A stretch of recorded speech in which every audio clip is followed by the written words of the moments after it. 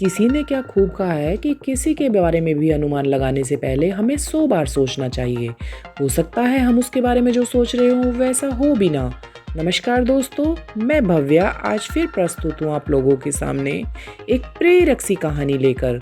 आज की मेरी कहानी उन लोगों के लिए एक प्रेरणा का स्रोत है जो अक्सर दूसरों के बारे में पहले से ही अनुमान लगा लेते हैं कि यह व्यक्ति ऐसा होगा, लेकिन वास्तविकता में वो वैसा नहीं होता। तो चलो दोस्तों, बिना किसी देरी के शुरू करते हैं अपनी आज की कहानी। मेरी यह कहानी एक बिजनेसमैन से संबंधित है। बिजनेसमैन काफ़ी ज़्यादा पैसे वाला था। उसे बिजनेस से संबंधित तो बहुत ज़्यादा नॉलेज थी। अक्सर वह लोगों को जज करने में गलतियाँ कर देता था, क्योंकि वह लोगों के बारे में जैसा सोचता था वह वैसे नहीं होते थे। उस बिजनेसमैन का एक ड्राइवर था जो कि बहुत ज़्यादा वफादार था। वह बिजनेसमैन के यहाँ पर काफ़ी लंबे समय से काम कर रहा था और वह काफ़ी ईमानदार भी था। बिजनेसमैन भी उसके काम से काफ़ी खुश था।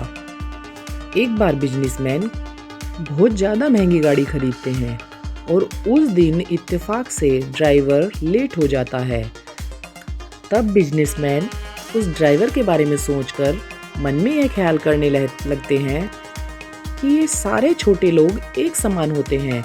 जरा सी गाड़ी देखी नहीं, अपने एरिया की तरफ घुमाने के लिए ले गया होगा, जिससे कि लोगों में यह रोब झाड़ सके कि मैं कितनी बड़ी गाड़ी चलाता हूँ। इन लोगों का कुछ नहीं हो सकता। बिजनेसमैन काफ़ी लंबे समय से इंतजार कर रहा था और वह काफ़ी आग बबूला भी हो गया था। वह सोच रहा था कि जरूर वह मेरी गाड़ी में अपने परिवार को घुमा रहा होगा। इस छोटी सोच के कारण ही तो ये लोग बड़े नहीं बन पाते। वह उसके बारे में घंटों से जज किए जा रहा था।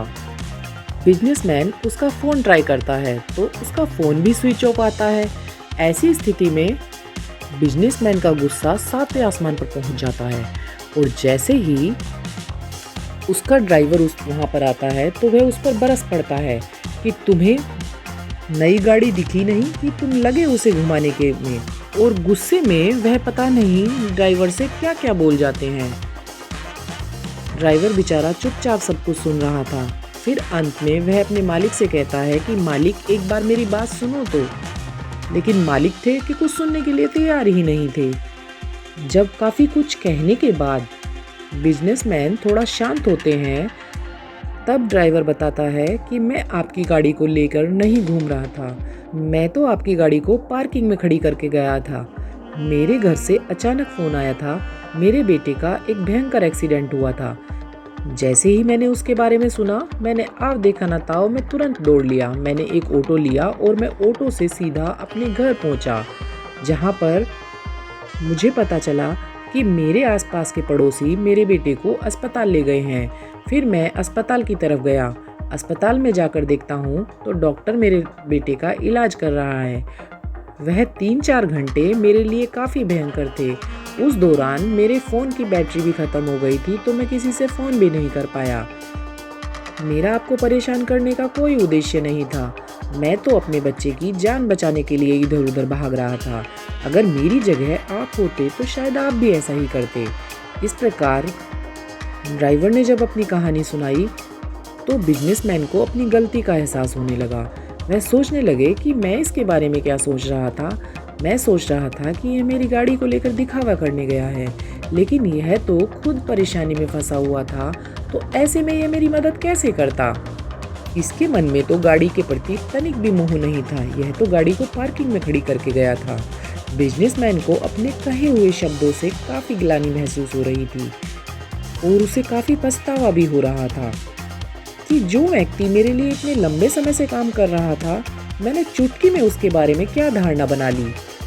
मैं भी उसे औरों की तरह लालची समझने लगा। बिजनेसमैन से नहीं रहा गया। उसने ड्राइवर से अपनी बात के लिए क्षमा मांगी।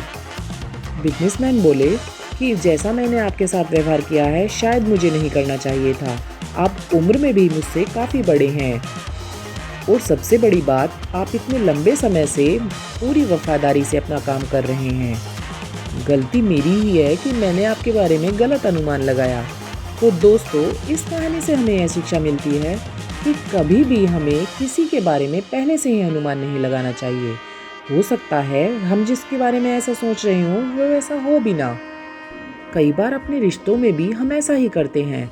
हम किसी के बारे में जिस प्रकार का अनुमान लगाते हैं वह वैसा होता भी नहीं है, और यह करते करते हम उसके बारे में हमेशा गलत ही सोचते रहते हैं, और इस कारण हमारा पूरा जीवन एक प्रकार की कलह में निकल जाता है।